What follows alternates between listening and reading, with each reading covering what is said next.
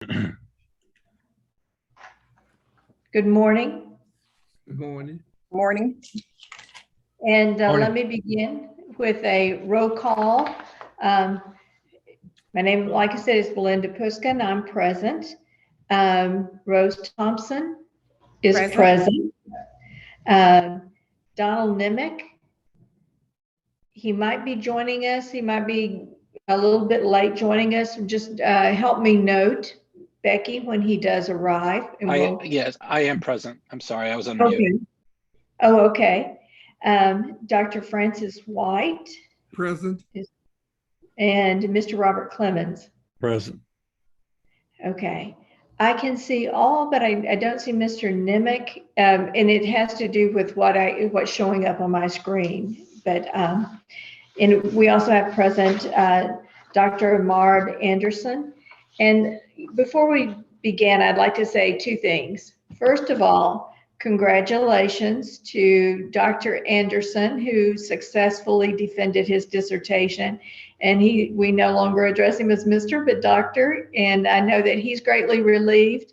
We're all very proud of him.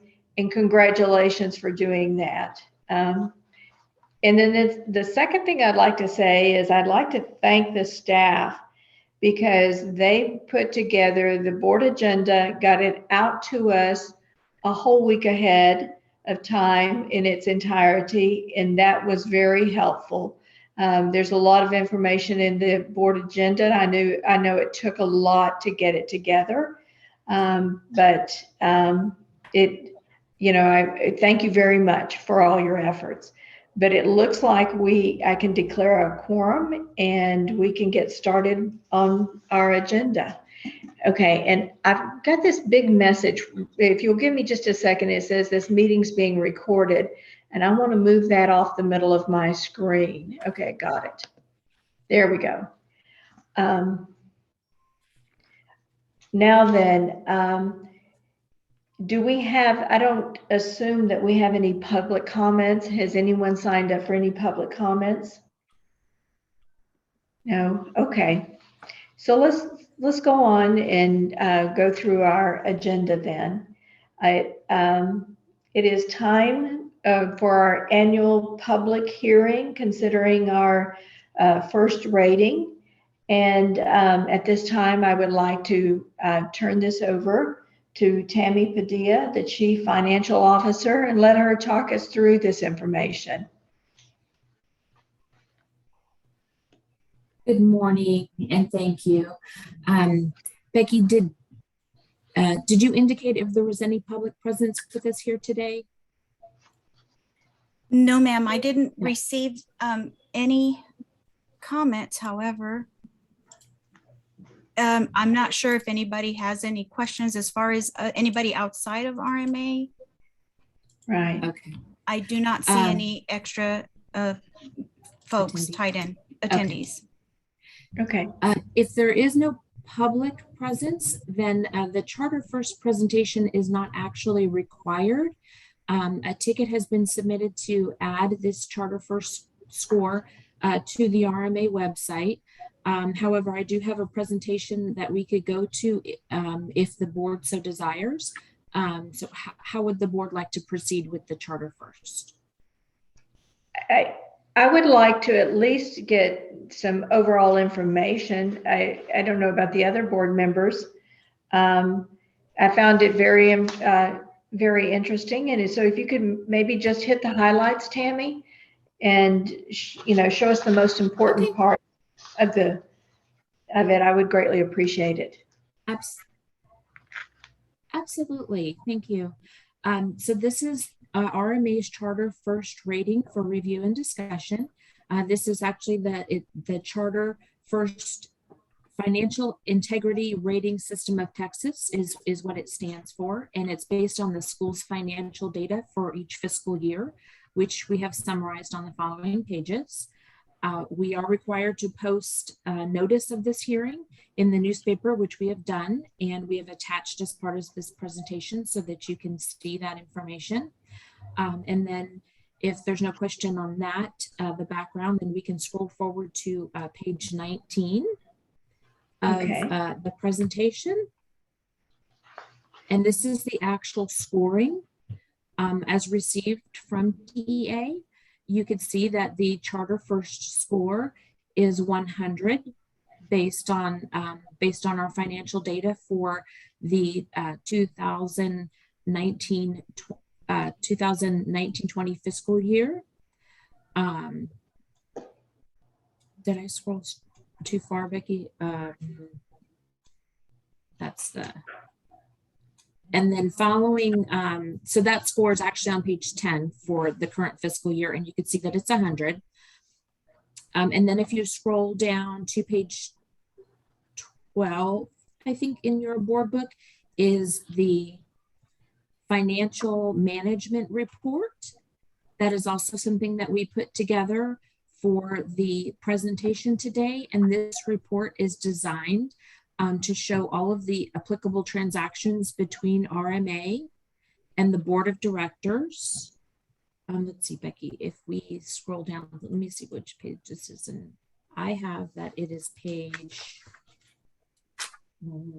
yeah, there in the board book. If you want to keep scrolling, Becky, to go down to the financial management report so the board can see that. There we go. Thank you, Becky. This is the financial management report that summarizes all of the transactions between RMA and the board of directors, as well as the superintendents. The amounts listed here are a summary of all transactions applicable to the board members for this time. And the transactions are actually broken out between outside compensations, gifts, and business transactions, as well as reimbursements. And as you can see, the only applicable transactions for RMA are reimbursements to our board and superintendent for documented expenditures that were incurred for school business. Okay. Scrolling forward to the superintendent contract, you'll see that we have here posted as a requirement the superintendent employment agreement. This can also be, Becky, maybe a couple more pages.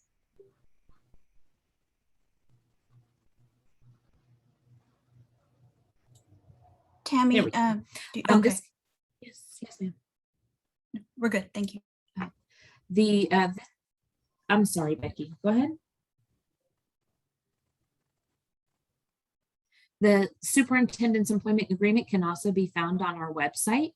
This is the agreement from August 2020 through July 31st, 2022. And if you're looking for this on our website, it can also be found under required resources. And if you would continue to scroll, we do have a screenshot showing you on our website where you can find this information.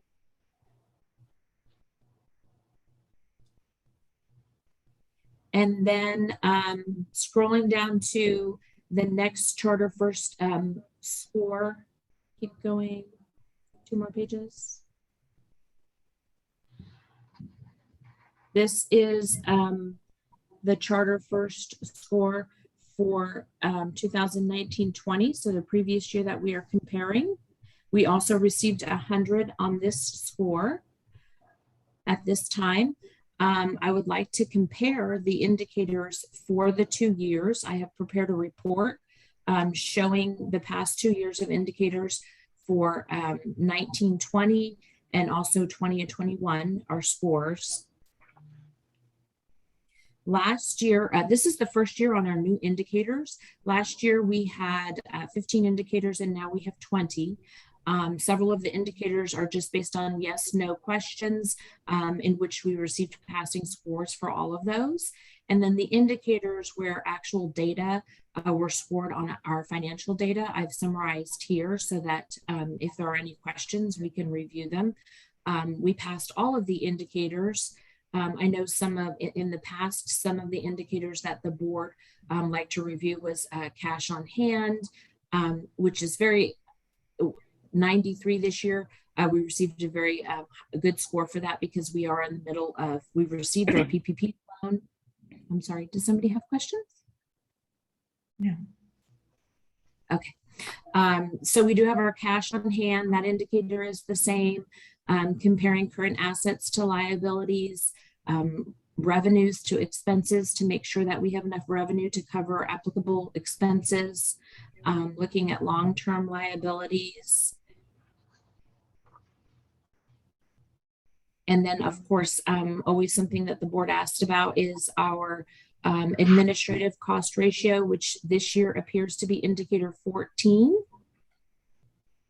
Our administrative cost ratio compares our administrative costs, which we capture in function 21 and function 41, compared to our instructional costs, which are in function 11, function 13, and function 31.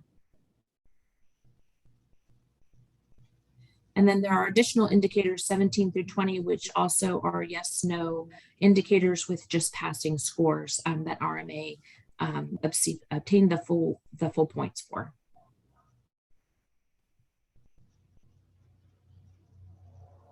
Does anybody have any questions for me on this information?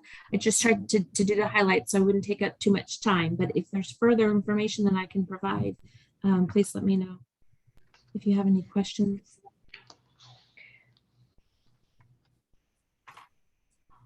The only one that kind of caught my eye, and it had to do with the administrative, it was number 15. So the currently enrolled students, and I guess that gives you a cost ratio. Are there any concerns? Because it does appear like our enrollment might be declining a bit. And is there a point when you know, it will affect our rating? Yes, it will affect our rating. If we experience too much of an enrollment decline, it will, some of the indicators do address that. And number 15, as you indicated, the indicator reads, did the charter school not have a 15% decline in the student to staff ratio over 3 years, which compares total enrollment to total staff? If the student enrollment did not decrease, then you automatically pass this indicator.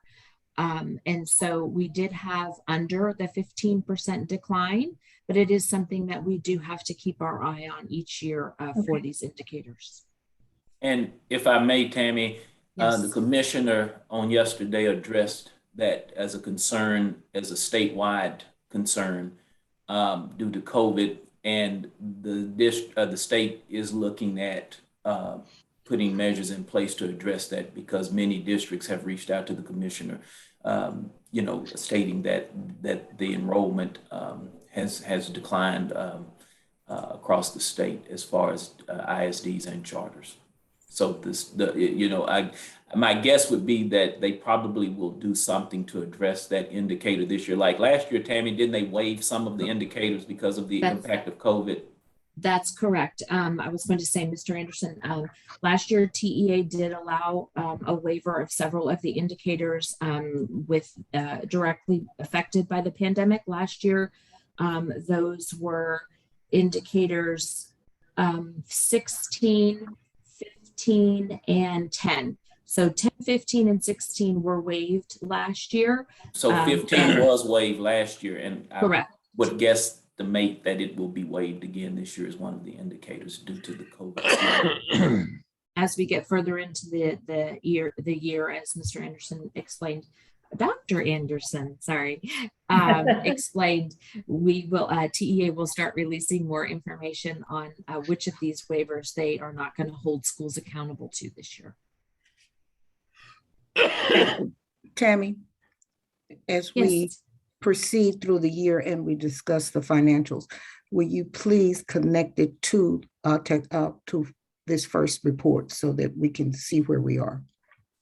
Absolutely. Thank you. Make sure there's Thank a you, Ms. connectivity Thompson. between where we are with first and our regular budget. We will present that for you every month with the financials. Thank you. Thank you. Are there any public comments, or does anybody have any other questions for me?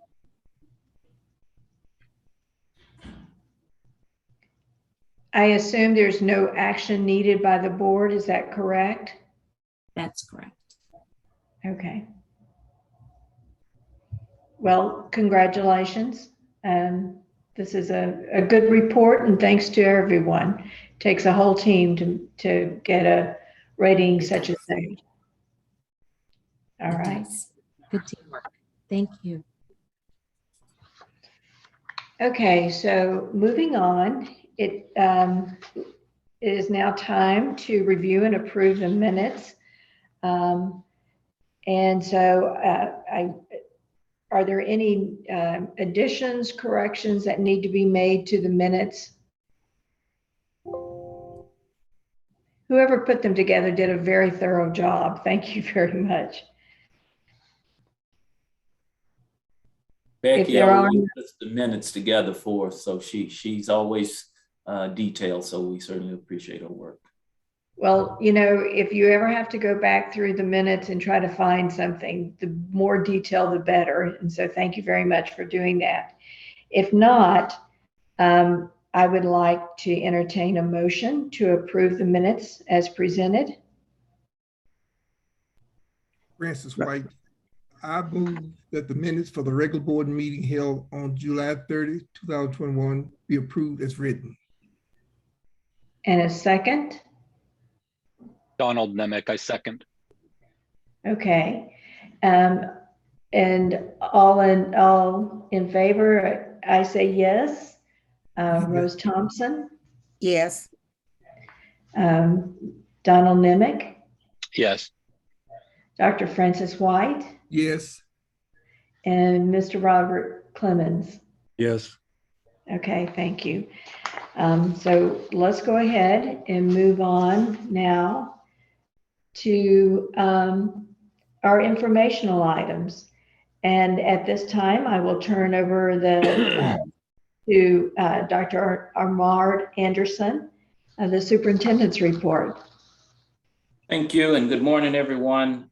Thank you, Dr. Putzka and the rest of the board members for the congratulations on my doctoral degree. I much appreciate it. I did want to keep the board updated on the status of the district and pertinent information that will give you some insight of where we are and where we're headed. First of all, I would like to call your attention to Exhibit 1, which is on page 51. Is that correct, Becky? Page 51 in the board book. And there we have the information that I will be discussing here regarding enrollment and attendance and retention. As of September 9th, 2021, RMA has an enrollment of 1,566 kids. That's what we had totally enrolled for as of September 9th. That number has continued to climb, but in order to get the information to you in the board book, we had to solidify a date. And so September 9th was that date.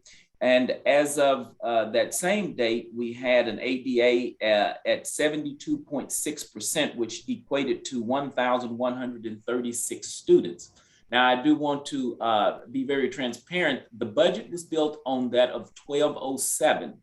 However, we do have to incorporate the unreported COVID cases that are impacting the ADA number. As I'll talk about in just a little while, you know, the number of students out for COVID, but we have to keep in mind that some students fail to report that they have COVID or that they've been in close contact and they just stay at home without informing the school. So we're very confident and that number the enrollment numbers will continue to climb as they have already done. And then the ADA should also continue to increase. The retention rate currently is at 94.9%, which is very good given the environment that we are in. And as you look at Exhibit 1, you can see the enrollment and the attendance by campus at the beginning of the school year and of the 2021-2022 school year, and then where we are as of 9/9 for the 21-22 school year. And so those numbers are there. May I ask a question? Yes, ma'am. The retention rate, how is that tied to your mobility rate or, your attrition rate? But I saw at the end of the year, the mobility rate. And so how does the retention rate tie to the mobility rate? Well, the more kids we retain, the lower the mobility rate will be, because mobility means that the kids are leaving and going to other schools. Of course, a lot of the kids, in the DRS, Dropout Recovery School environment, mobility rates tend to be higher because of the instability, the family instability. It's no secret that students will come to a district because the parents can get the first month free of rent at an apartment complex. And then once that free month is up, they move somewhere else. So, it's just the nature of the beast. But however, the higher the retention rate is for the district, then that should reflect in a lower mobility rate. So as you see the retention rate dropping, you probably will see an increase in the mobility rate. Okay, and mobility as in, once they leave us, they do have to enroll somewhere else. They're not dropping out, correct? They should enroll, but they may not. So mobility rate looks at kids that's just transient from the district, regardless where they go, whether they go nowhere or whether they go to another school. That's all part of the mobility rate. Any kid that leaves us contributes to the mobility rate. So that's why it's a direct correlation between retention and mobility. Okay. All right. Thank you. Does that answer your question, Dr. Blitzky? Yes. Continue on. Okay. And so enrollment has steadily increased from the start of school, and we expect that to continue. And Ms. Ring, who is our new Director of Communications, which we'll introduce later, one of the things that she was sharing with us that some of the local districts have lost almost 7,000 kids that are nowhere. And so, is that right, Ms. Ring? Was it 7,000? Is Ms. Ring on? Hold on, she's here. Hi, sorry. Yes, 7,000 for Northeast Independent School District, which is number 5 in the state of Texas. They're the 5th largest district. And so 7,000 students that have left school, correct, Ms. Ring? Yes, their enrollment has dropped by 7,000, and that was as of the 1st of September. And so during my last conversation, she said they are steadily declining. So as you can see, this is a statewide issue.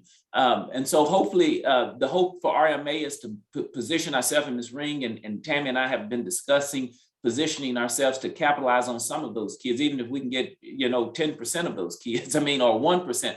It still is a huge opportunity for RMA. And so we are working diligently to capitalize on the on that aspect of the statewide problem. And so that's why we can honestly say that we expect enrollment to continue to increase. Also, if you look at exhibit number 2, there's a breakdown as of the 9th. As you can see, the enrolled students actively enrolled were 1,566. And this is on page 52. Exhibit number 2 is on page 52. And so you can see that we have actively enrolled 1,566. We have pre-enrolled 82 students. And what does pre-enrolled mean? It means these are students that they're pending a start date and may not decide to attend RMA. And then in the SOS students in progress, those are student applications in progress in our online student application system. And these students may or may not enroll here with RMA, but they've initiated an application. Of course, there's still documentation and things that will need to be submitted. And then those waiting on the registrar, as you can see, 49 as of the 9th were waiting on the registrar, and there are potential applicants waiting on campus approval, since some may be denied enrollment because they are outside of the geographic boundaries. And so those are students, that total number of students, if you look at that, is a lot of potential, and that doesn't include students that, as Ms. Ring alluded to, that are out of school that will eventually need to re-engage in the school setting. Also, the commissioner, we were on a commissioner's call yesterday with Commissioner Morath, and he stated that TEA will be monitoring student attendance across the state to see if funding adjustments are needed. However, he did say there is no more money for hold harmless. So it may have to be a settle up type deal, or unless the federal government addresses the issue with some additional federal funds to the states. But he basically said that hold harmless funding, which eventually was recouped by the state from the ESSER funds from the feds. He basically said hold harmless was a one-time type of deal. And so that hold harmless would not be an option. So, but he did say that the state is monitoring it, TEA is monitoring it, and as districts are struggling, that the agency is working to try and address the potential problem based on the data that comes back after the first 6 weeks or so. Are there any questions about attendance and enrollment from the board? This is Bob Clemens. Yes, sir. I was just looking at the Weighted Gun registrar, and just suggest you might really study that, because each one of those days you can put $1 and cent to what each one of those days cost. Yes. I know I've been in a situation before where we had special ed students. If we missed 10 days, it was thousands of dollars. And so I just might look at that and see if there's any way to close that gap, to enroll them as soon as you can. If things don't work out, go back, withdraw them. But if in doubt, take the money. And if there's any way to get there. That message is the message Carl Tanton has as well. The problem we're running into is that ISDs have not been kind in getting records over to us so that we can place students in the appropriate courses.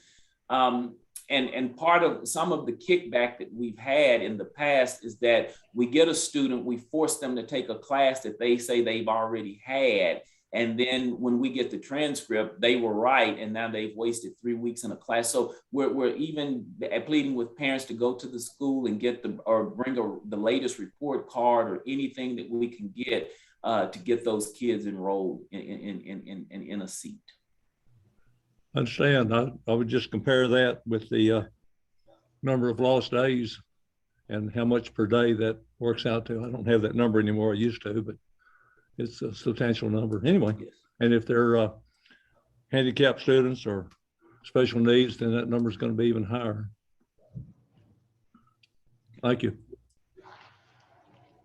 Any other questions from the board about attendance? All right.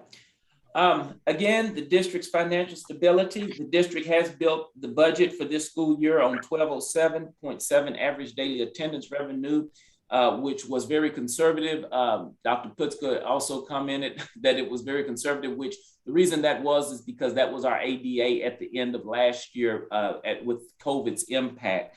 And so thanks to and we're close to that with 1,136 students. And thanks to the PPP loan, we were able to encumber about $1.4 million into that PPP loan, which puts us at a great advantage this year. So we are actually $1.4 million ahead, if you will, in our budget because of that PPP loan. So we're grateful that that opportunity came. It provided a $2 million cushion above the budgeted FSP for the district. And so, as always, I think Tammy will say that together with my frugalness and her numbers, since we tend to manage the district resources very frugally, and we monitor it and make sure that we utilize it in a manner that will allow us to stay at a surplus. And so we will continue to take measures to ensure that we have a balanced budget as the year progresses. The PPP loan funds have been completely utilized in accordance with the loan requirements. We had until September 13th. I believe, is that correct, Tammy? It was September 13th, right? That is correct. Okay, we had until September 13th to utilize the PPP loan money. And as long as we used 80% of that for payroll, which we met that threshold, the loan would be forgiven. And so Tammy is working with Frost Bank to do the PPP loan forgiveness. And with the remaining of the PPP loan funds, we were able to distribute a $2,500 retention bonus to all returning staff that returned to us from the 2020-2021 school year. And so we were grateful for that. And I know from emails that came back that staff was very appreciative of that retention bonus. Now that bonus was paid in one lump sum because we had until September 13th to administer that money. So we couldn't have stretched it out over 12 months. So we did make sure that we gave that, and we wanted to do it in September to ensure that we didn't do it in August, and you have some issues there. So we did it at the end once we've encumbered all of our expenses that were allowable in there. As far as the staffing update, there are 4 vacant positions across the district. And you can see there that Houston has an admin secretary position open. Lubbock has an associate's teacher position open. And Odessa and Lubbock both have counselor positions open. We thought that teachers would be our shortage, but however, we struggled with counselors. That's been the hardest to fill this year so far. And my hat's off to Ms. Smith, who has traveled diligently. She's headed to Lubbock week after next to assist with them as well. And trying to cover for those campuses that are minus a counselor. And you can see there the total breakdown and the percent of staffing by each campus on the sheet on the pages below. I would like to go to page 40. What page is it with the 48, Becky, I believe? COVID-19. Very quickly, there were 30 since the beginning of the school year in August. There were 32 positive cases reported, which all resulted in off-campus quarantine. And currently we have 21 active cases, meaning that of the 32, 21 remain actively quarantining at home. And again, remember, these are only reported cases. If a student or a parent doesn't call the school and notifies that their student has COVID or has been exposed to close contact, then we don't know. But these are actually reported cases. And so there may have been more, that were not reported by the district, by the families or the students at the campuses. I think that everything else, we have committed, we've communicated each positive COVID case to student, staff, and community as recommended by TEA. And we continue to provide upgraded janitorial service and PPP equipment to all of our campuses. We are participating in the state's K-12 COVID rapid testing project. We have stood up, thanks to Amy, we have stood up COVID vaccination clinics at our campuses. When I was in Fort Worth, the military, I guess it was the reserves, Amy, they came and they provided COVID vaccines at the campuses. Voluntarily, we opened that up to the students and families and communities that we serve. And so we're grateful for that. We're working with all of our all available resources, whether it be Walgreens, CVS, the reserves, whatever we can. So I thank Amy for that. So every campus has had, I believe, Amy, has every campus had a vaccination clinic, or what number, how many of our campuses thus far? They've been set up at all of our campuses. Okay. And they've been conducted at all campuses already? Yes. Okay. And we'll continue to offer those throughout the year to afford our, now I will say that participation has been low. Have we had any campuses with high participation, Amy? I don't think we've had really high participation, have we? Amy? Okay. If she's talking, we can't hear you. Amy? What was the question?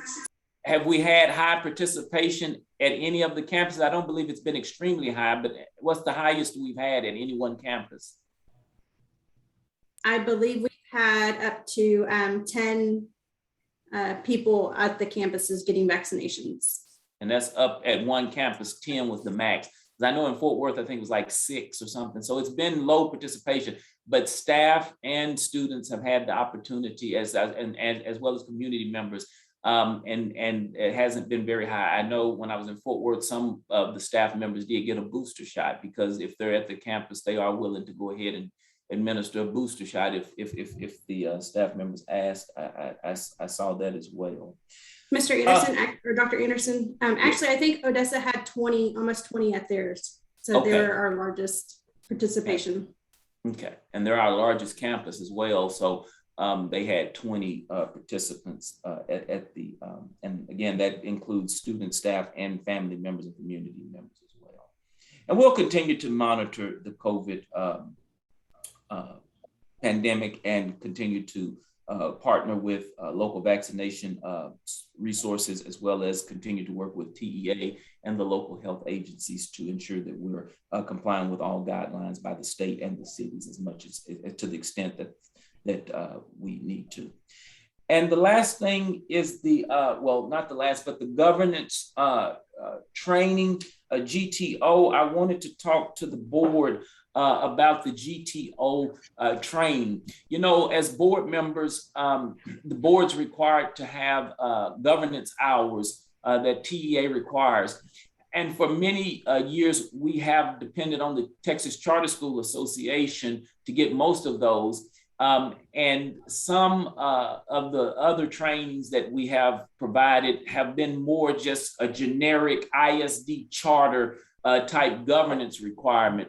However, or governance training, excuse me. However, the agency has set up a governance training optimization training, which is more specific to charter school governing bodies.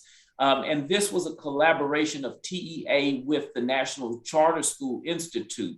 And so I would, Deanne Drummond, who is our field rep from Region 20, is strongly encouraging us to start this, to be proactive and start going down this GTO training, which I totally agree with her. And one of her comments was, as we come up for renewal in 2023, she said that if the board would go ahead and start this training and complete it ahead of time, it would look very favorable with the agency, that we could say in our renewal and our board has already been GTO trained.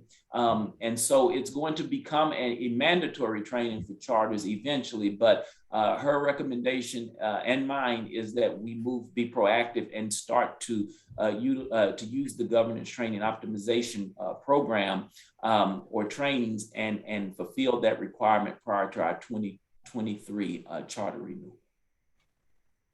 Any questions about that? Okay. All right. Then as far as two things that Dr. Putzka asked of us at the last meeting, on page 50, and I'm going to ask Carl to talk about this, the technology loss during COVID-19. That was one of the inquiries that was asked, and we said that we would provide it at the next board meeting. And so, Mr. Tanton, would you please touch upon the technology loss?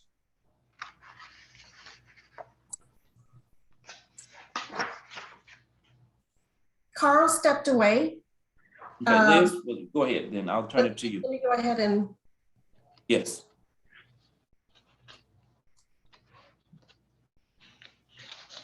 Okay, I can't see this. Hang on one second.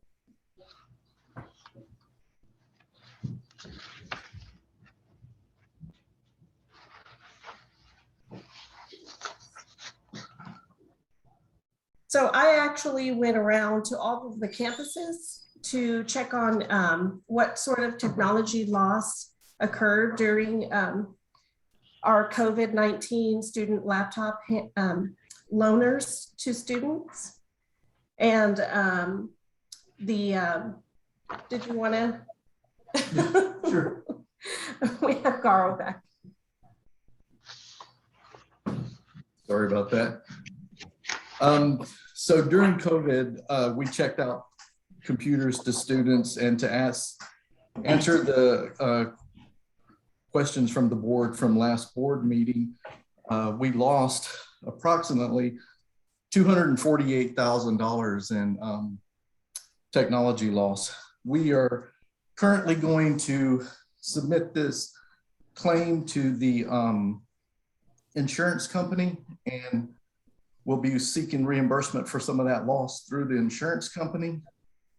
We also have put in ESSER 3 money to cover some of this loss as well. So that's currently where we're at the moment. And Carl, how much from insurance will we recoup? We're expecting approximately $400 per unit. And I'll have to get the total numbers for that. So we'll recover.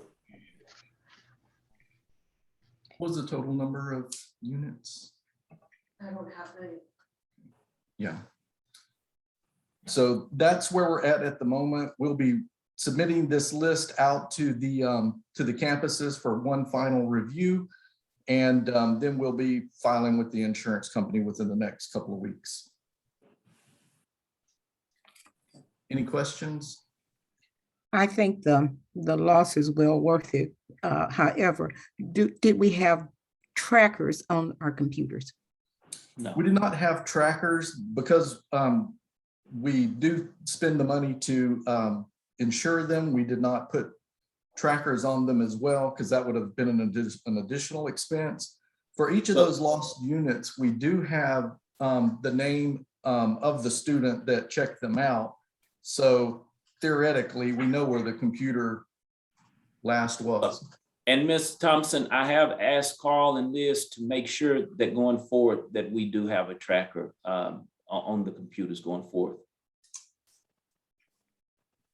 Regardless of the loss, I think we did what we needed to do, and I'm pleased about that. And I've always said we needed a chicken in every pot. We need a computer in every house. So I'm pleased at what we did. Thank you. And we will recoup from the insurance company a total of $158,400 of that $248,000. That's over 50% of what we lost. That's good. That's just from the insurance. And then there's some other entities that you can add to that to decrease the cost. Well, your ESSER funds will we also have ESSER's funds set aside to replenish those computers. And I will also let you know that the computers that we sent out to the homes, we started sending out like the older computers. So these are not probably the most up to date of our machines. So in the year of technology, I think we should, don't worry about the cost as much as we do the benefits that we're getting from the kids learning. So, well, we have a responsibility to provide access to education, and we want to make that's our priority.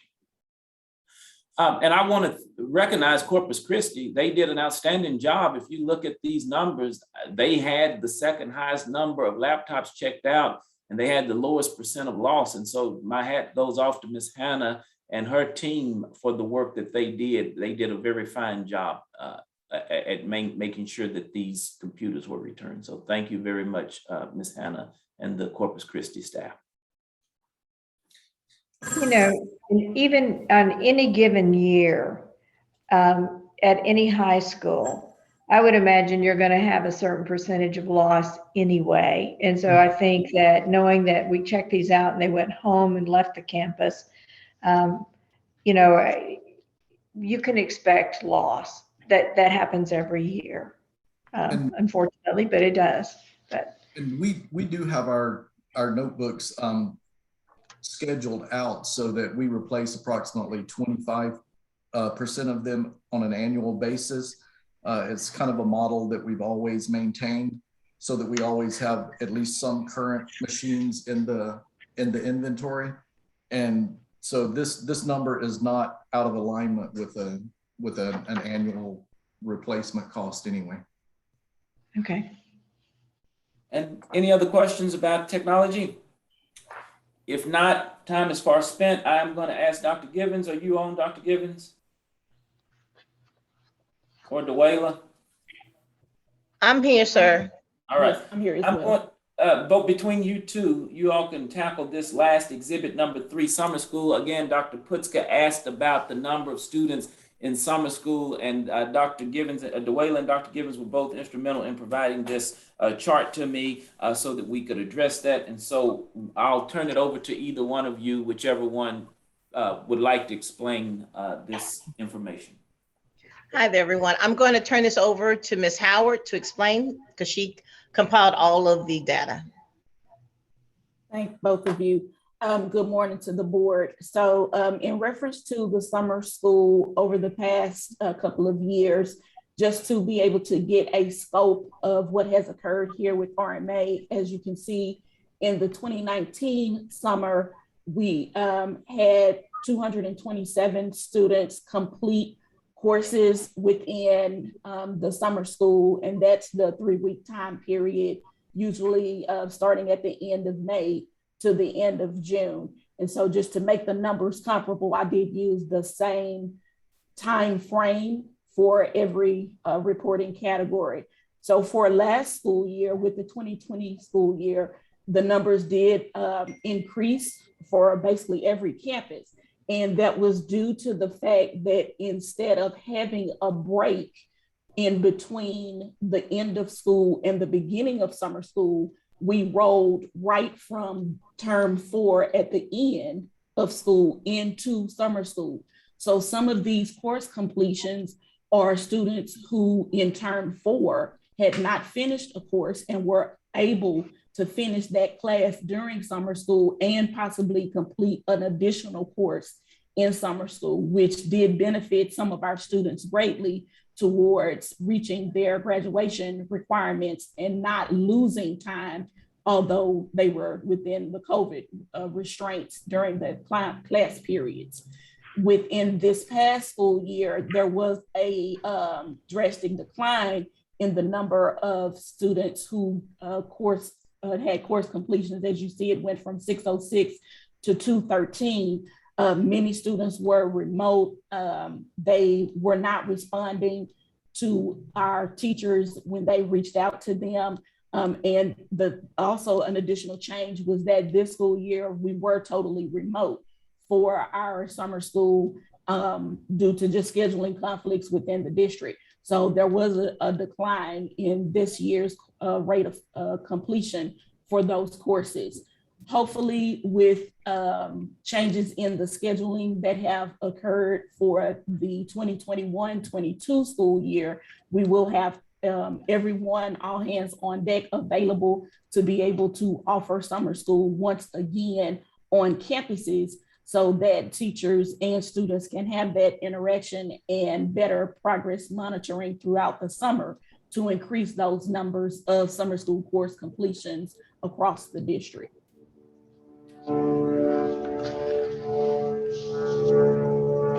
Okay. Thank you, Dwayla. Any questions for me from the board? All right. And Dr. Putzka, that concludes the superintendent's update. Okay, very good. So we want to take a look at the board calendar.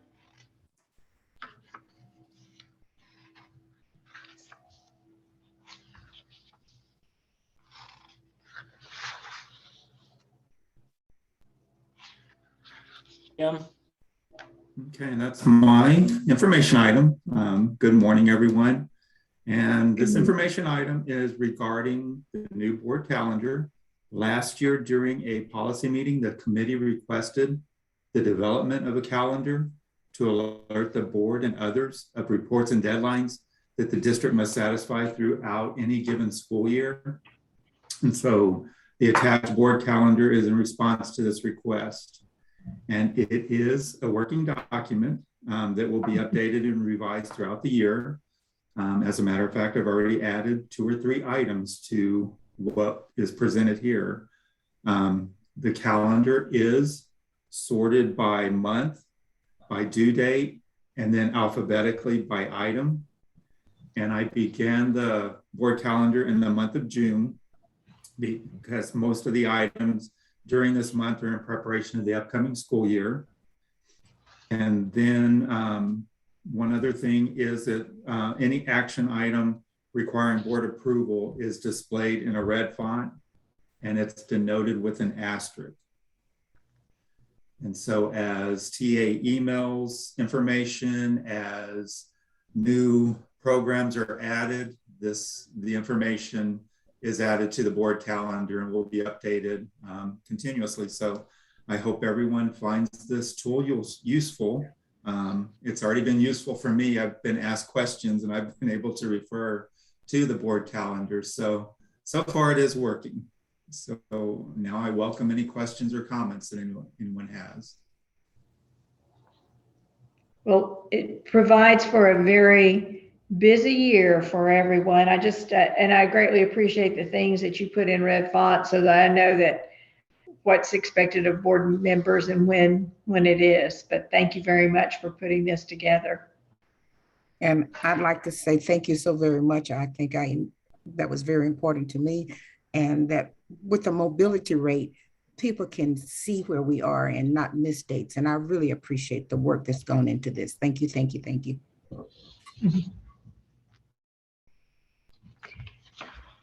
If there are no additional comments or questions, are we ready to move on to the update on the RMA leases? Yes. Okay. So I will turn this over to Carl. And this is just a real quick update to the board to let you guys know where we stand on some of our RMA leases, specifically the Midland and Fort Worth campuses. Those are two leased campuses that will be coming up for renewal here in the non too distant future.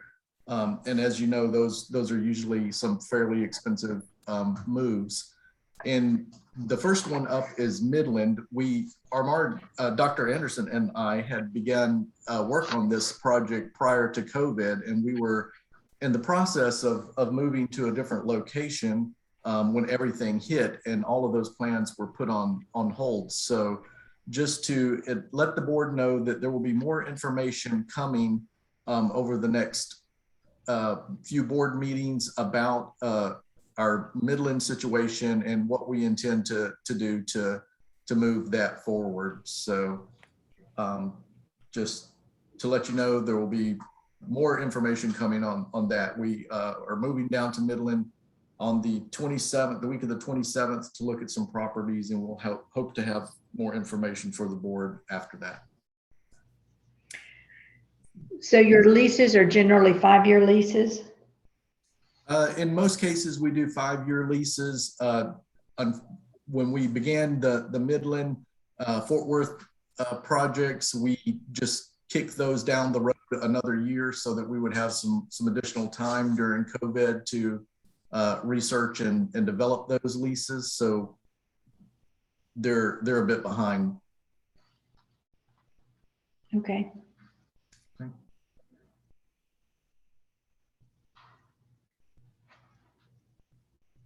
And any other questions? And that's it for that report. Okay. Thank you very much, Carl. Okay, so we're back with Tammy. You want to talk to us about our year-to-date financials? I'm sorry, Deb. Hi. That's okay. Thank you. I'm on page 86 for our July financial report. July is a very slow month. It's the first month of the fiscal year, and we accrue revenue for RMA based on our instructional calendar. So since we did not have any instructional days in the month of July, we do not have a revenue accrual that we've done for that month. So therefore, we're not recording any student enrollment or ADA for the month of July. So that's why those pages appear that way. On page 88, we are looking at this report for budgeted FSP and a current summary of finance that is published by TEA. And so as you can see from this chart, the current summary of finance shows 15.2 million with refined ADA of 1241, because we have not had a PEIMS report yet for this this school year. And we passed a budget with $16.4 million for ADA for our FSP. This is our state funding directly from ADA. And on page 89, this is our days cash on hand. As you can see for July, we are very high because of that PPP loan that we have. We have spent that down since then, as Dr. Anderson has discussed in his presentation. And so that deadline has passed to spend the PPP money. So you will see in future months in this presentation that the cash will come down to a more normal number that we're used to seeing at this time of the year. We did spend that PPP money on payroll, utilities, rent, and mortgage interest.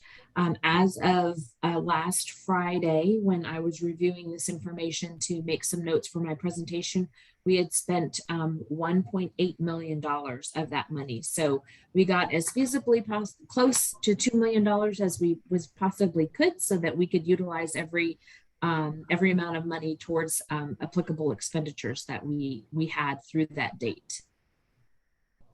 And on page 90, we compare revenues to expenses, and we experience expenses obviously in July. We did have 2 payrolls in that month, so we do have expenses that come through, but as I discussed, the revenue has not been recorded yet, because historically RMA has recorded revenue based on the instructional calendar. So we accrue revenue based on the number of instructional days that we have. So the only revenue that we have is just a little bit of bank interest down there for the month of July. And scrolling forward to page 91, this is the equation that is based on expenses for function 21 and function 41. Those are our administrative functions, which is then divided by functions 11, functions 13, and functions 31, which are instructional based expenditures. On this report, as you can see, we are comparing 3 years of data, so that when you, we are establishing relevance here, so that when you are analyzing this information, you can see where we have landed in previous years with our administrative costs.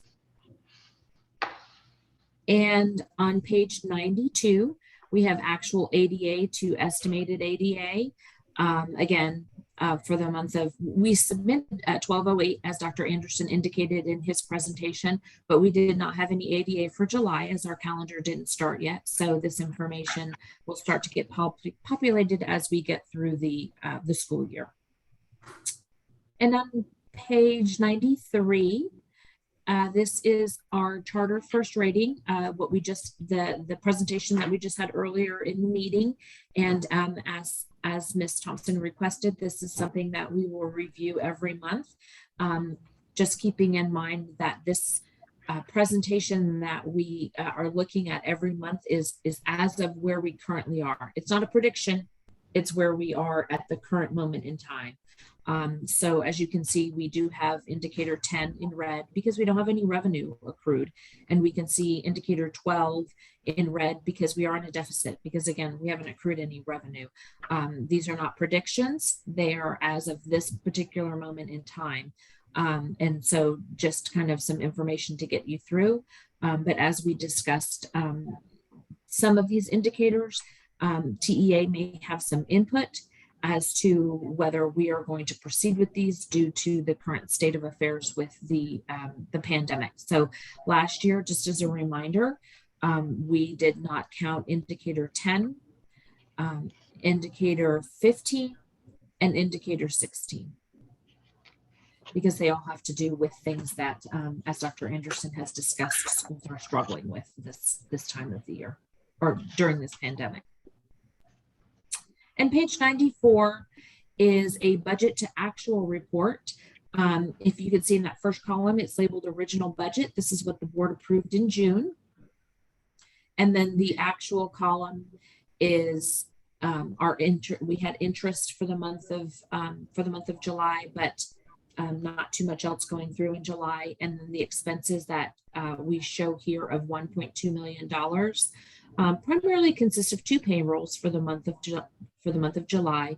RMA pays salaries over a 12-month period. So even during those summer months when the teachers' contracts are not in force, we do have salaries going through, and we do have startup costs for the beginning of the year that we do see come through in July. We try and get some of our instructional technology in place during this month so that we're ready and preparing for the students to arrive.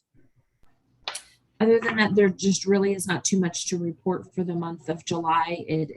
Fiscally, there's not a lot going on, but these are the same reports that you will see as we progress through the school year, so that we can monitor all of these items and make sure that we are on track.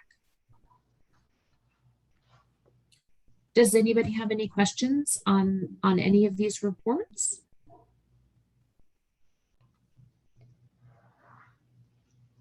Since I don't hear any questions, why don't we move on to our annual English as a Second Language and Dyslexia report?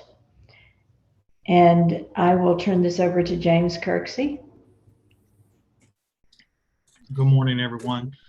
Becky, if you could go down. So we're required every year to report to the board on our ESL program and our dyslexia program for an annual report.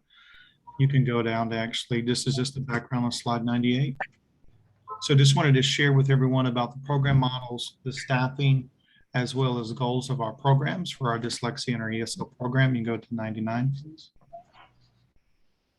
So for our ESL program, it is an English second language program. It's a pull-out based program. Not to be confused, the students are actually served in the general education classroom. And the way they're served is with an ESL certified teacher, as well as an English teacher for 7th and 12th grade. So you actually have 2 teachers that correlate together within the classroom that is considered what we call a pull-out model according to the state. For the dyslexia program, it's an inclusion model. The students work a digital platform called Language Live in conjunction with the English teachers there within the class. Certified English teachers who are trained within our dyslexia services program for Language Live. Go to 100, please. So for staffing in our English as second language, we have 3 certified ESL and English 7th through 12th certified teachers. They're housed out of Amarillo, in Corpus Christi, and in Fort Worth, and they serve our campuses virtually on the other campuses. We also have 5 certified classroom ESL supplemental teachers. Those are teachers that are certified in their content areas and that also have the supplemental certification for ESL. For dyslexia, right now we have, according to the state, the old handbook of 2018, we have 1 certified dyslexia testing specialist, and that is myself. And we have 11 trained dyslexia Language Live teachers, which is according to our dyslexia platform, Language Live. They receive training within that at each campus. Plus we have 1 distance teacher that will receive that training as well.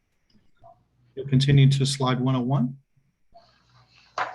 For our ESL program goals is really to ensure that all English learners master the state curriculum. And we're doing that by utilizing our program. It's an AC language school program. We have 2 platforms. We actually have an online platform that we can utilize, as well as hard copies platform as well.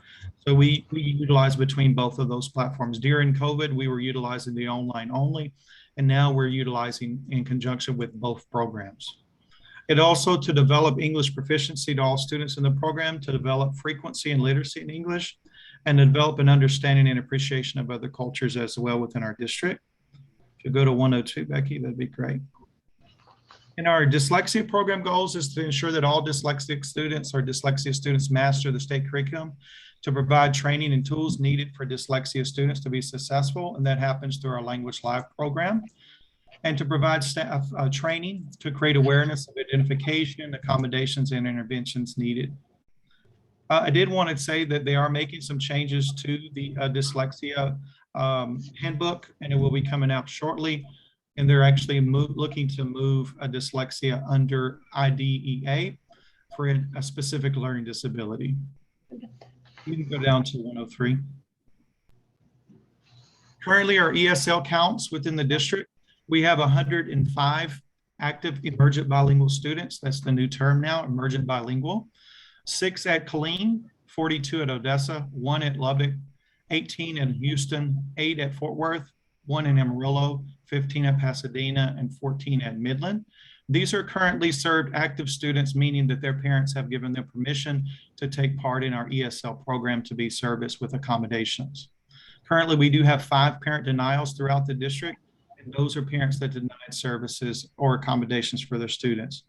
The other students are M1 means they're monitor year 1. They were exited out of the program last year. M2 is for 2 years they've been out, and 3 and 4 is federal guidelines for tracking those students.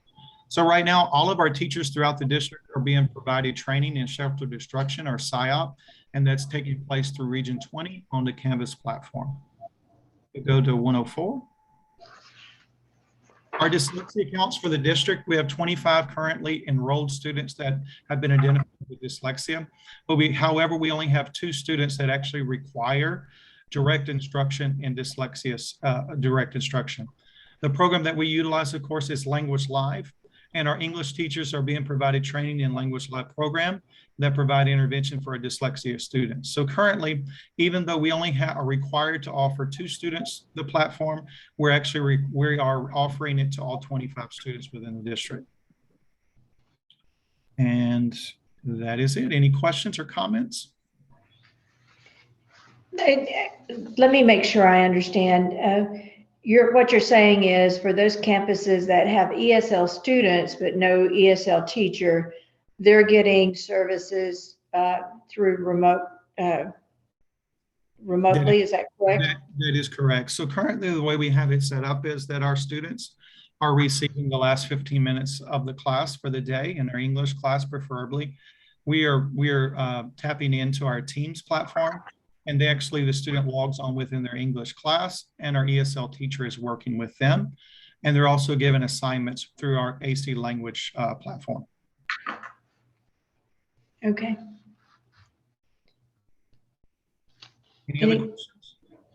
Any other questions or comments? Thank you. Thank you very much. So let's go ahead and I will turn this back over to Dr. Anderson as he introduces the new Director of Marketing, Communications, and Business Development. Thank you. It's my pleasure to report to the board that we have found a very viable candidate and qualified candidate to serve as our Director of Marketing and Communications and Business Development, in that of Ms. Carrie Ring, who comes from us from Livernia ISD. She worked there over the past 6 years as the District and Athletic Communications Coordinator. And so in your page 107 of your board book, there is a resume attached for your review, if you have not already done so. We're glad to have her. She has, we vetted her very thoroughly after 2 rounds of interviews with her, as well as, getting to know you type visit as well. We were all convinced on the committee that she was the most qualified candidate and had great ideas and a vision. And so the committee consisted of Dr. Givens, Ms. Thiesfield as the principal representative, and Ms. Padilla, Mr. Tanton, myself, and Mr. Kirksey. And so we are really convinced that we have the right candidate on board. And so please join me in welcoming Ms. Carrie Ring as our new marketing director. At this time, Ms. Ring, would you like to have a few words? I just would like to say thank you to the Board of Trustees for everything that they have done and continue to do. And I look forward to serving in this capacity and to growing the student enrollment for the Academy. And I'm excited to be here. The first week has been wonderful. So. You see, I can't see her face. Can No. Oh, we can see, I can't see it either. Ms. Ring, are you able to turn your camera on? I'm gonna turn mine off, maybe. I think you have to scroll. If you scroll down on your line, you can see her. She's in the one of the attendees. You scroll in your if Here you camera are. roll. Yeah. Yeah.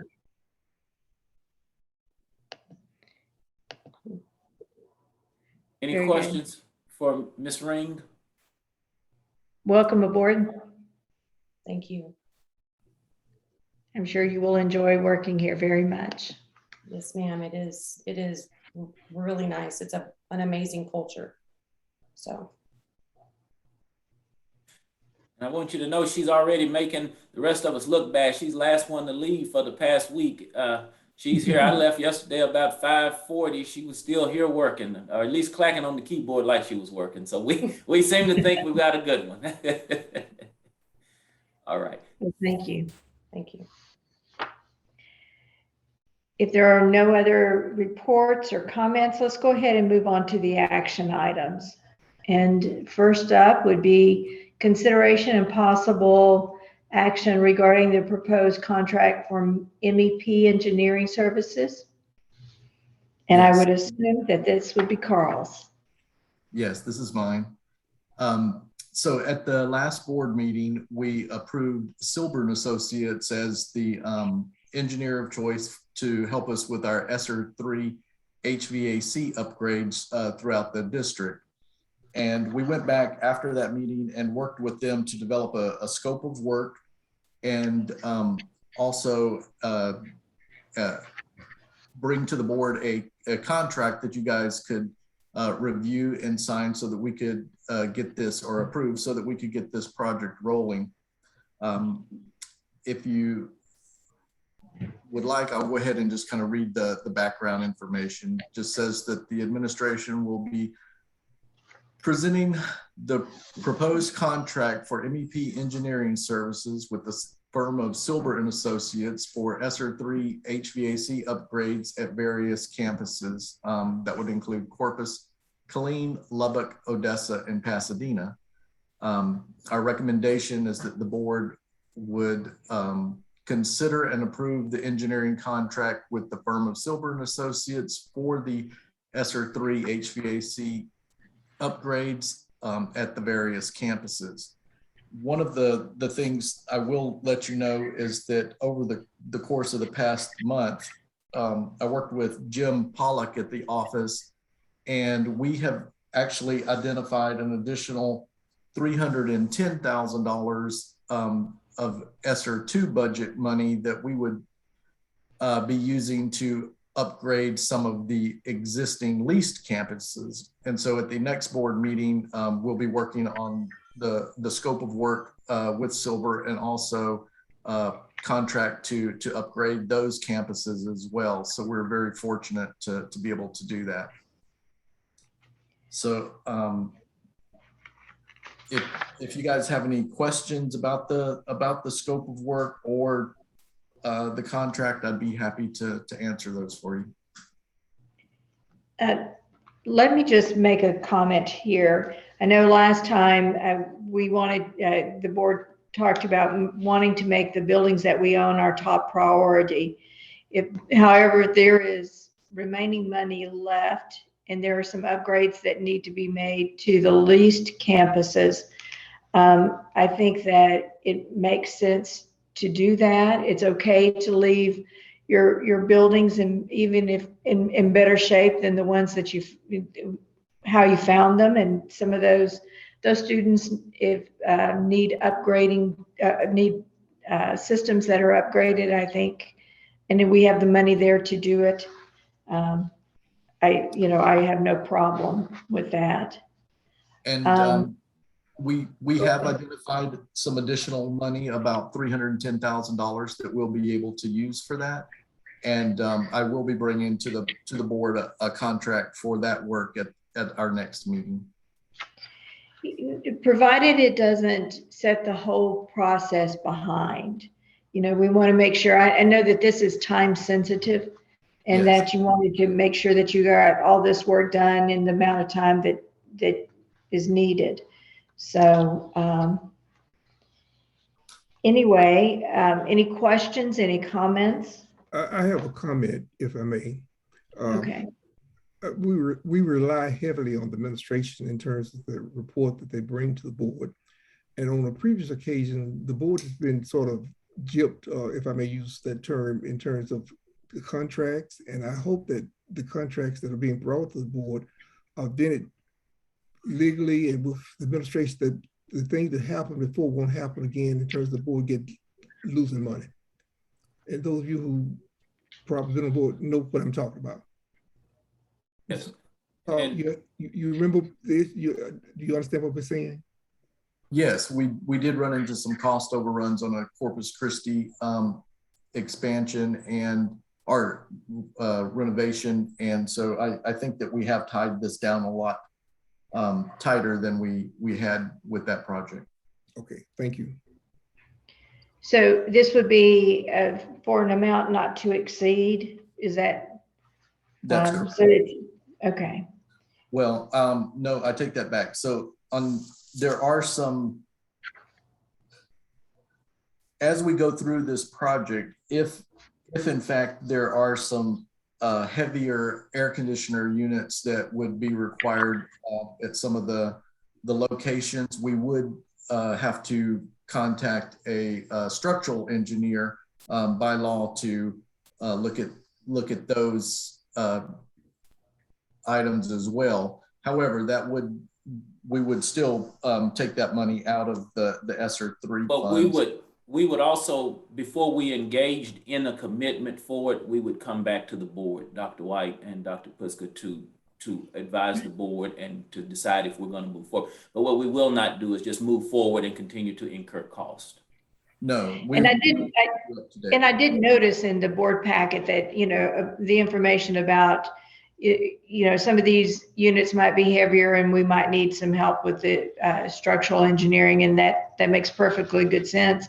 And I have never in my experience thought that, I have never found that everything went exactly as you think it will. When you're working with older buildings and older units, you will uncover some things, and I can understand that happening. And and like I say, once we engage the structural engineer, we would then come back to the board with the findings and the additional costs to discuss. Yes.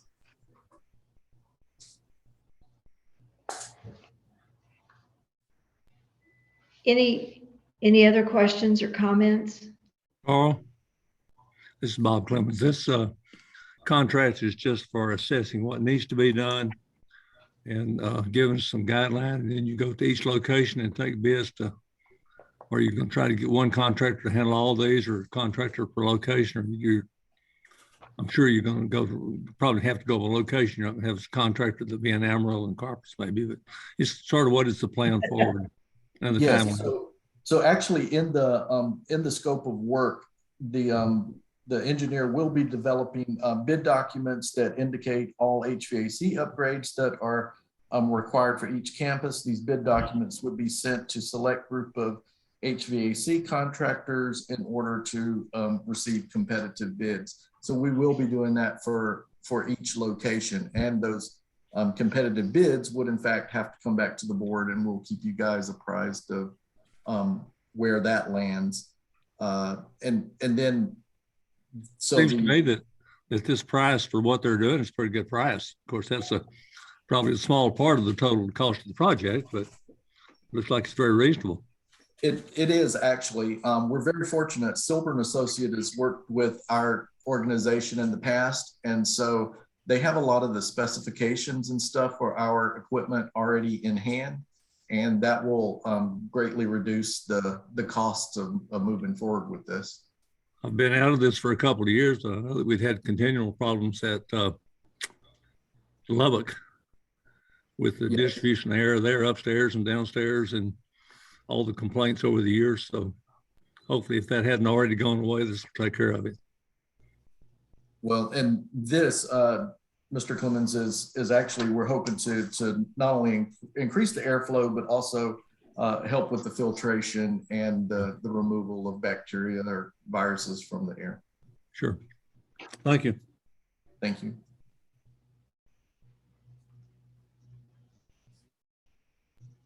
Any additional comments, questions?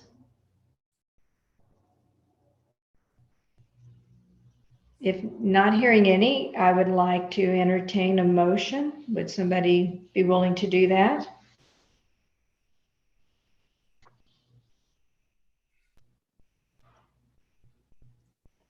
Francis White, I'll make the motion.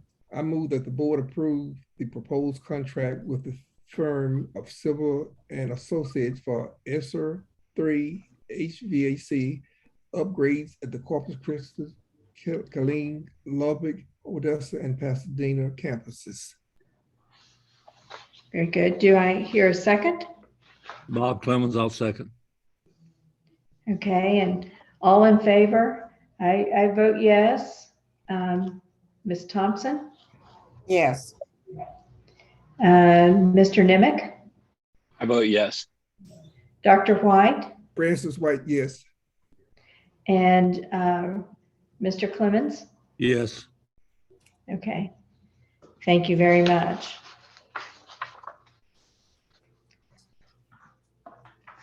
Now then,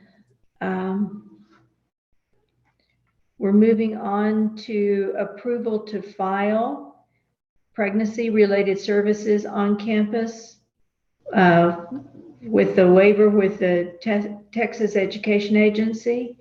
Okay, and I turn this over to Dr. Anderson. Every 3 years, we have to address the PRS population of students that we serve. And part of the PRS, so PRS is the service that basically we're looking at two things: PRS, pregnant related services, and CHI. And so basically what happens is PRS is when a student notifies the campus that they are expecting, they have, there is a service on campus basically to get snacks, and, you know, the campus works with them to make sure they have all the things that they need during, you know, as they go through the pregnancy and attention. But then once the child goes out, for whether the doctor places them on homebound or whatever it may be, or limits, you know, it's not always totally homebound. Sometimes it's, you know, restrictions. And so they can't come to school full time. And so there's the CHI process where we can go to their home and provide them PRS services or instruction during that time that they have those restrictions or they're homebound. We can go, we send someone into their home to provide them the instruction. And it's scared, you know, so many hours allows the school to gain a day of ADA for that student. You know, 2 hours, 4 hours of service at home allows us to get ADA for that student. And so the other part what this waiver encompasses in the homebound piece is that if a student has restrictions that prohibits them from coming to school for the full 4-hour day, this would allow them for us to be able to provide them the service at the campus as well. Instead of sending someone to their home, they can maybe come to the school 2 hours a day or whatever it may be, or not a day, but a week. And we can then provide them the service on campus, and we can also get ADA funding for them. But there are some requirements of the district that we provide this transportation if needed, which would be, we would do public transportation, serve the students at home if medically indicated. So we could do either campus or at home. If Medicaid, or if the doctor says they have to be completely homebound, then we have no option but to provide the service at their home. And then provide individual teacher instruction, as well as we have to obtain doctor's note that allows prenatal, postpartum, and extended postpartum students to return to school for these services, and to evaluate the effects of the waiver to see if it's benefiting students, in which we would do that through the data that's collected. Does this help improve? Did this help improve our PRS student attendance? Did grades continue to stay, were they passing or did most of them fail, that kind of data. And so the district, this is not new to the district. This encompasses all 9 schools in the district. And this would be a waiver, which we've had for many years throughout over the past years. This would be to renew that 3-year waiver for the 21-22 school year all the way to the 23-24 school year. Are there any questions?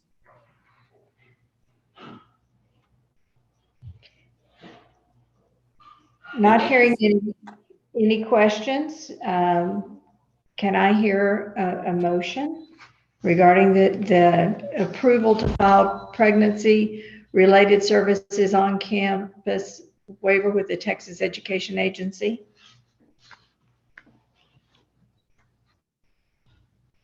Rose Thompson. I move the approval of the pregnancy and related services on campus CEHI waiver with the Texas Education Agency. Francis White, second. Thank you. All in favor? I am in favor. I vote yes. Mrs. Thompson? Yes. Francis White, Okay. yes. Okay. Mr. Nimick? Yes. And Mr. Clemens? Yes. Good. Thank you very much. Looks like that has been approved. And so at that ends the action items. And let me get my act together here. And let's talk for just a moment about discussion items. It has been my experience in most board meetings, most boards, that there is the opportunity for board members to bring up any topic that they would like in advance for discussion. And I wanted to let board members know that I'm open to anything that you might want to bring up to discuss for the good of the district, for the good of the students, for the good of the employees. And it's not to be long, lengthy, drawn out kinds of discussions, but just things that you hear that you might want to bring to other board members' attention. And I did have 2 items that I wanted to bring forward and see if there was any other board interest in this. I know that, let me start with the first one, the employed COVID-19 vaccination incentives. And I know that the board has been very generous and provided a stipend this year, a retention stipend. But there are some school districts that are offering one-time bonuses for employees who have been fully vaccinated. It's not a punishment for those who haven't. It's just more of a commitment from the board that you want your students to be as safe as possible. You want your employees to be as safe as possible. And if there's anyone else besides me, and there may not be, who would like to have this discussion at a future board meeting and maybe have a potential action item, let me know and we'll put it on a future meeting. I know not all school districts are doing this, but it's just, I think in the time of COVID, I just want to make sure that our students and our employees are as healthy as possible. And I know that the board in the previous years have been very conservative and they budget very conservatively and they adopt a very conservative budget. So there is, I would imagine, the opportunity to do that. It may not be very much, but is there anyone who would like to see that on a future board agenda besides me? Let me respond if I may.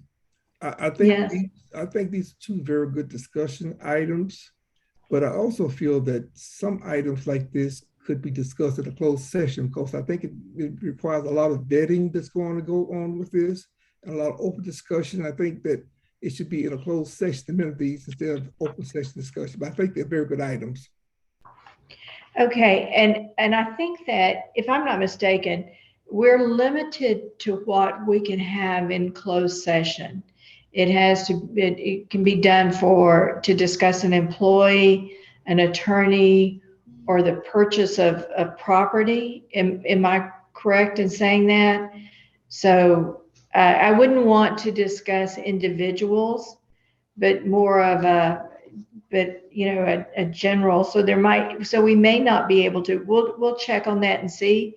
We may not be able to discuss this in closed session, just because I don't know that that's one of the topics that they allow to be discussed in closed session. And I think I do agree with you. However, also we have a closed session, but the board always come out of closed session and take action on things that are discussed in closed action, or they don't take any action. So that's the reason I was suggesting I like some questions to discussion go on in subject. But again, let me agree, they are good items that need to be considered in the future, but I wish that we consider look and see if they can be discussed or vetted before we get into an open meeting. Okay. Well, we can check on that and see, if that would be allowed to be in closed session. And it's fine with me if there's no one else that is interested in talking about a COVID vaccination incentive. But, let me know how you're feeling, and we can possibly put that on a future agenda. This is Bob Clemens. I am in favor of it. I like most things, so I really would look forward to maybe having an opportunity when we're meeting face to face. I know Ms. Thompson already has tried to read things into my facial expressions already. I think body language and I just think communications are better if we're in the same room to talk about some things like this. Be more candid. Right. It is, and I agree it has to be an open meeting. But right. Don't know what the projections are for the next meeting, the next 2 months, but hopefully things are going to get better and we'll have opportunity to actually be in the same room. Right. And I know that this will require additional work on the part of the staff, to do some investigation as far as vaccination incentives, but I'll work with them however I can. And we can see what is possible. The second item is more because from the COVID-19 vaccination. Yeah. I'm really not in favor of it at this time because I think we're going to incur a lot of repercussions from this, because who do you ask? And people are so touchy about how do you really verify who's been vaccinated. Yeah. And some other questions, legal things. People who don't want to be vaccinated at this time, they're adamant that this is where I am.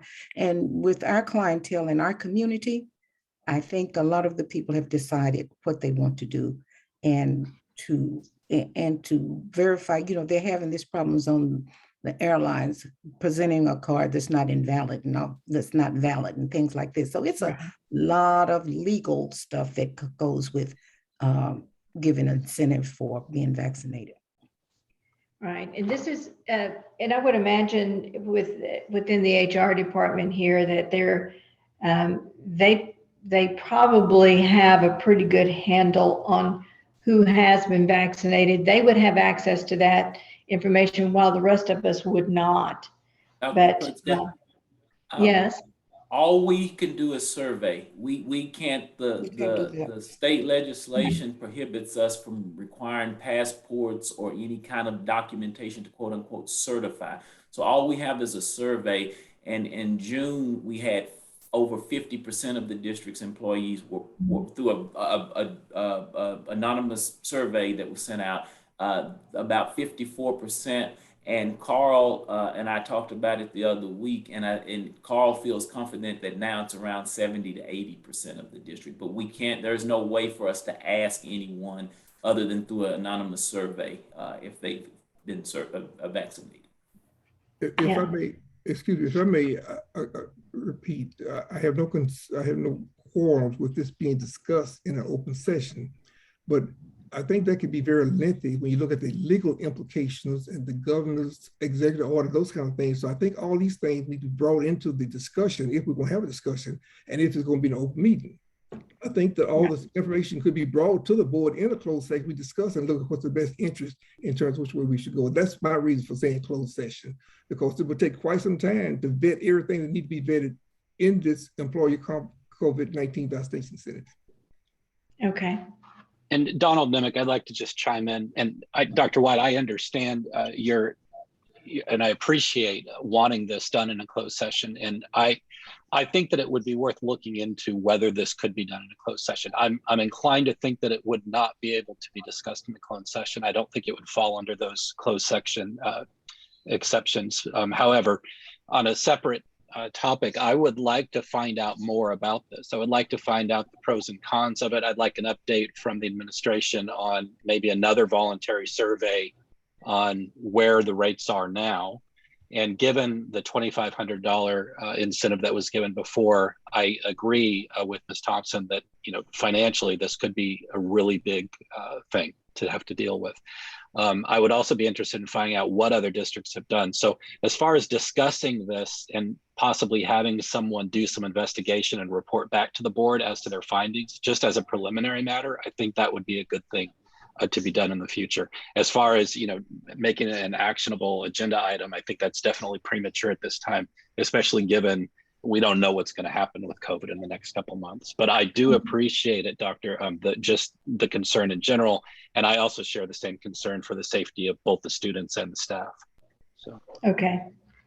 All right. Well, I will work with Dr. Anderson and see what we can do about getting additional information in a future board meeting. And let me go on to the second discussion item before we close this portion. I appreciate the information that you put together for me, and this was at my request, looking at teacher pay scales. And I know that you look at this as a board annually, and I'm new to this board, and so it's not the time to look at this. But I think that decisions that we will make, I think that you get great progress whenever you can hire the best and retain the best, particularly teachers and principals. And I want to make sure that we remain competitive with our teacher pay scales. And so, you know, sometimes there might be some things that you have to forego in order to bring compensation to the level where it needs to be. And I know I've spoken to Dr. Anderson about this. I know his first year here, they made some adjustments to try to be competitive with the pay scales of the communities where the teachers live. And that was a couple of years ago, but they tied it at 6% less than what they were paying in their home communities. And, you know, this is something that's important to me. And so you'll hear me say this throughout the various meetings that we will have. I want to make sure that we remain competitive and we aren't losing our employees where they come in and they get a couple of years of experience and then they move on to the neighboring school district because they could make more money. And there's a commitment to the cause. It takes a very special person to work in a credit recovery situation. And so just know that, I know that going forward, we really, we'll have future discussions about this, but this is something that I think that you just would want to know that is important to me, and we'll have future discussions about that. And there was no political statement or anything for me putting that on there. It's just that I hadn't looked, and Dr. Anderson helped me understand why each campus was, you had different pay scales at different places. Obviously, pay rates are different, and a lot of thought and time went into that. But I just want to make sure that we remain competitive and we can always attract the very best teachers. So that was it. And I know that in the cycle of a school, that you'll probably around January, February, we'll start looking at this in earnest. That's usually what happens, January, February, March. And so anyway, it's more of a kind of a statement that I would like for us as an entity to remain competitive as much as we can. And I'm hearing that, or I guess this comes to the end of both the action items and the discussion items. And at this point, I would like to enter closed session. It's closed to all but essential as deemed necessary by the board. And this is in reference to Texas Government Code 551.071. And at this time, we will enter into closed session. And thanks to all of you who've put in a whole lot of work putting together a board agenda. Some of you may not be here whenever we come back into open session, but I can appreciate that this board agenda represents a whole lot of work. And thank you. And thank you once again for making it available to us in advance.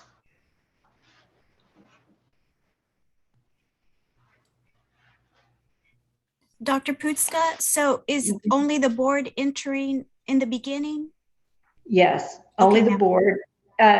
Yes, the board and yeah. Okay, all right. Then everybody should get an invitation within the next few seconds. So what do you need us to do? Maybe close it and then open it back up, or what do you, how do we handle it? You'll get a pop-up that says intercession or something, right, Becky? There we go. Closed session. Join session, okay.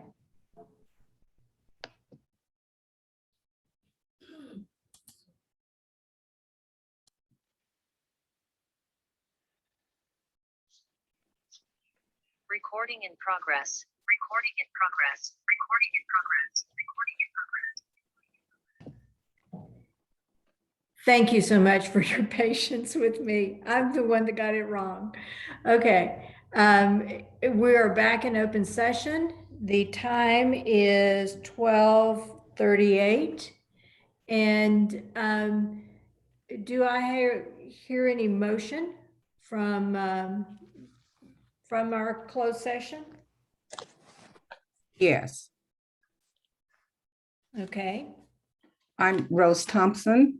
I move that the board approve the continuation of Mr. Anderson's employment ending August 31st, 2023 with a 7% raise.